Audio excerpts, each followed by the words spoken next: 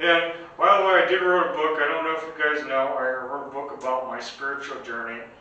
It's all about the path I took. As some of you know, I went down the occult route.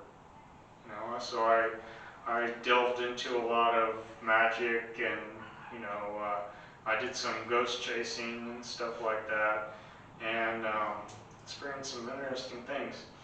And I wrote that all up, and if you want a copy of that, you can just Venmo me, $10, and I'll email you a copy. It's just I got an installed version right now.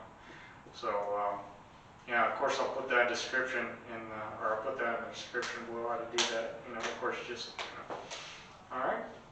That sounds awesome. How long is it? About 100 pages. Oh, sweet. Yeah. And just your experience with different stages of. Yeah, so like I went from like how I started, because I don't know about you, I was raised Christian. I was raised, of course I grew up back in the Midwest. I don't know if you guys know, I grew up back in Ohio, and out there in a predominantly white area. I think there was only like 2 Mexicans in my school, no black people. At least in my middle school, elementary, there was there was 2 Mexicans. I was friends with one of them. But yeah, so it's predominantly white, Christian.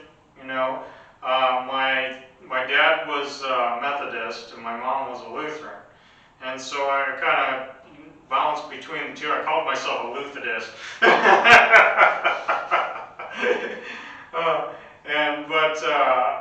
I quickly, probably about by the age of 10, I became kind of disillusioned with the Christianity. I felt there was something, not that the people the ministers and everybody else didn't believe what they were saying, but I felt there was more to things than what they were telling me. And I believe their views were very narrow, and they didn't open up the other avenues. And plus, I started experiencing I guess you could say my psychic gifts sort of kind of started to manifest themselves. I would have different dreams. I would have premonition dreams. So nothing real spectacular. There was this girl I liked. I dreamt about her, and then she was wearing the same thing the next day. Stuff like that. So it wasn't anything really super fantastic or super enlightening, but it was stuff like that. So, and I did a couple psychic pranks, I guess you could say. One of the things I did was I found out I could communicate with people telepathically. And so one day we were in class, and it was social studies. And for whatever reason, the teacher didn't feel like teaching. I don't know if she did this very often. It's pretty regular. But she would have us watch a video. And it was old school, so she got there was this car, this tube TV, and the VCR and the whole 9 yards, and she'd have to take some time setting that all up. She'd wheel that in, to the center of the class, and so she was setting all that up. And while she was doing that, my friend, he was sitting, probably 3 or 4 seats, off to the center, off to in front of me. Totally, he's totally focused, on what she was doing, kind of getting ready, for the whole event. I forget what, probably some Disney movie. She had us watch a bunch of Disney movies. But he was totally focused on that, not paying attention to anything. And I just kind of psychically yelled his name, and then all of a sudden he just turns around and looks at me, straight at me. I just smiled, so stuff like that, and Now I don't know if you guys were raised Christian or know, probably know a little bit about Christianity, even if you weren't raised Christian. But that Christianity is very, like against any of that. They say like, okay, well that's like the devil and stuff like that. And I'm like, I didn't do anything to like, it's not like I like made a circle and summoned a demon or something like that to get these powers. No, this is just something I like found out I had and started playing around with. And so that really led me into different avenues, I guess you could say, and not being so. And I strayed away from Christianity. I didn't totally denounce it. In fact, I kind of like asked God. I'm like, all right, God, if this stuff is bad, I know I didn't ask for it, but if this stuff is bad and you don't want me using it, and you don't want me playing around with it, then let me know. In fact, I said, give me a specific dream, because it's like I didn't know who to talk to. If I would talk to, and I made some veiled like questions to different people because I didn't want to come right out and say, hey, I'm psychic, and I didn't want people to think I'm nuts or something like that, and so I made some veiled questions to people, and I didn't like their responses, and I felt, why am I asking these people? I'm going to go directly to the source. So I asked God. I'm like, okay, God, I said, basically before I went to bed at night, I'm like, all right, if this stuff's bad, give me this specific dream. Give me a dream where, and I think I said something to the effect of, give me a dream where Jesus is telling me, not to do this stuff. And so the first night, I did that, I actually had that dream. And Jesus told me that. I'm like, all right. But if you look at if you've ever read the Bible, like all the prophets and stuff, they at least ask 3 or 4 times, for the same sign. So I'm like, all right, God, I'm sort of a scientist. Well, sort of. But so like I wanted to follow that same formula, and so I asked him again. I'm like, all right, God, all right, if this isn't just if you don't want me to do this stuff, just give me that same dream. Woke up the next morning, didn't even think about it. Went through my day, and then I'm like, and later in the afternoon, I thought, did I draw that dream? No, I didn't dream about nothing last night. And so that sort of told me that God wanted me to kind of explore these things. And so I started taking that path. And this book is all about that journey. And the things I took or the things I did and things I experienced. Is this like It's like an autobiography. Yeah. Does it run like from your childhood or?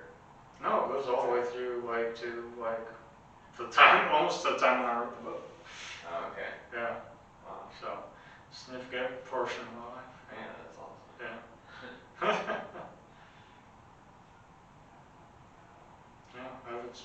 I'm still experiencing weird things, but yeah, I've experienced so many weird things. The weird things are not so weird anymore. They're kind of like it's normal to me. If I don't experience weird stuff, then that's weird. So yeah, that's just my life, I guess. But Yeah.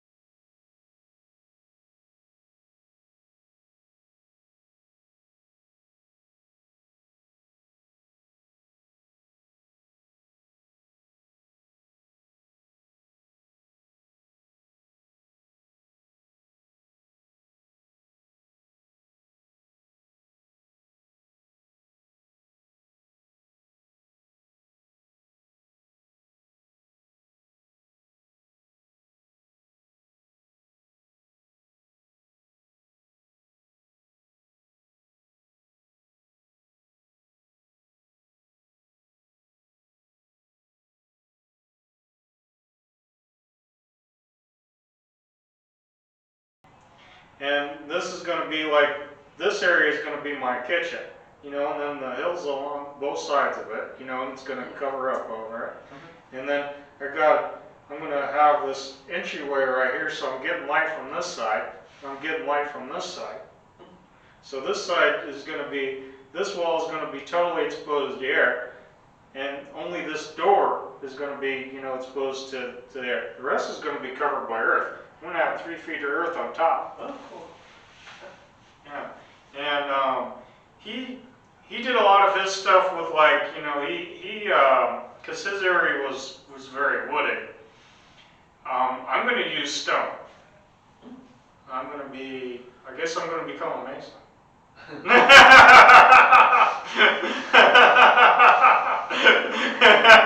not going to have the ring or anything, but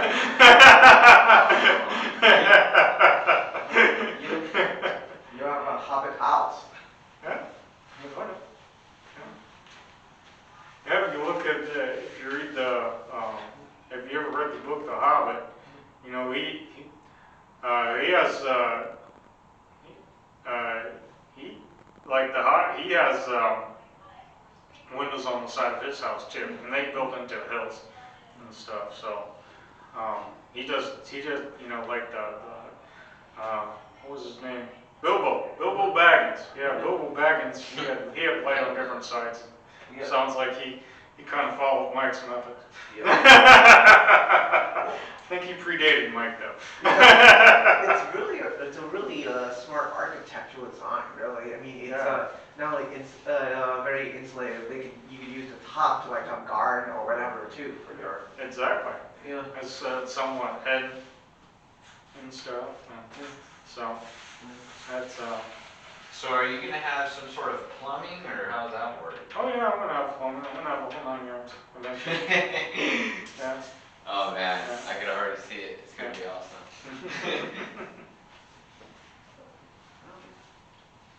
I'm gonna have a little cellar underneath. A cellar? Yeah, my root cellar. Keep things a little cooler. So that's gonna be even lower. So. I'm guessing you're growing fruit or food out there? Oh yeah, I'm gonna grow a bunch of stuff out there. So I guess I've got a couple trees growing right now on the ground. Nice. So I guess once you dig a hole in the hill and stuff like that, you pretty much are just building almost like a normal house, and then you cover over. Pretty much. Yeah. Yeah, of course you just want to make it structurally, so it can support the 3 feet of earth, Yeah. On top of it. And he recommends about 3 feet because that helps to block out radiation, gives you a good layer of insulation. Yeah. Plus you can grow some. Yeah. So. How much of the acreage are you using for, let's say, your house, or? Well, I don't know. I haven't. My house is probably going to be pretty big. Mm-hmm. Probably when I get all said and done. I don't know, but I got 20 acres. Well, I guess 15 really, because Jesus has 5. Yeah. So I'm gonna build like a yoga center there, and what I'm building first is the community kitchen. So that's where we're gonna. And when I get everything all up and running, that's where we're gonna have we're gonna cook the good stuff. Yeah. Have like a big old thing. Yeah.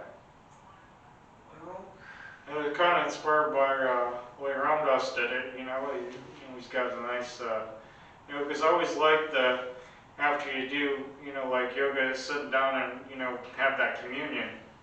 Yeah, with I was thinking everybody, of bringing snacks too Yeah. today, but I was like, I don't know. But next time, yeah, we can have snacks. Yeah. I'm trying to get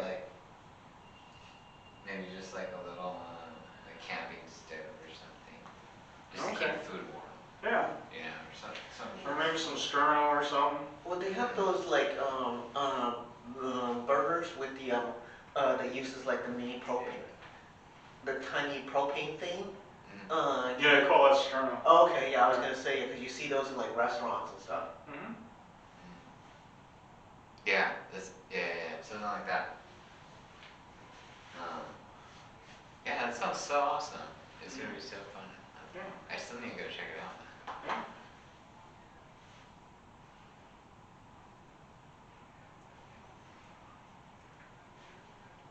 Well, I suppose I better you're teaching next, right, Tom? Uh-huh. I suppose I better let you set up Oh. and turn my camera off and get out of here. Yeah, I don't think I'll be able to stay for your class because I gotta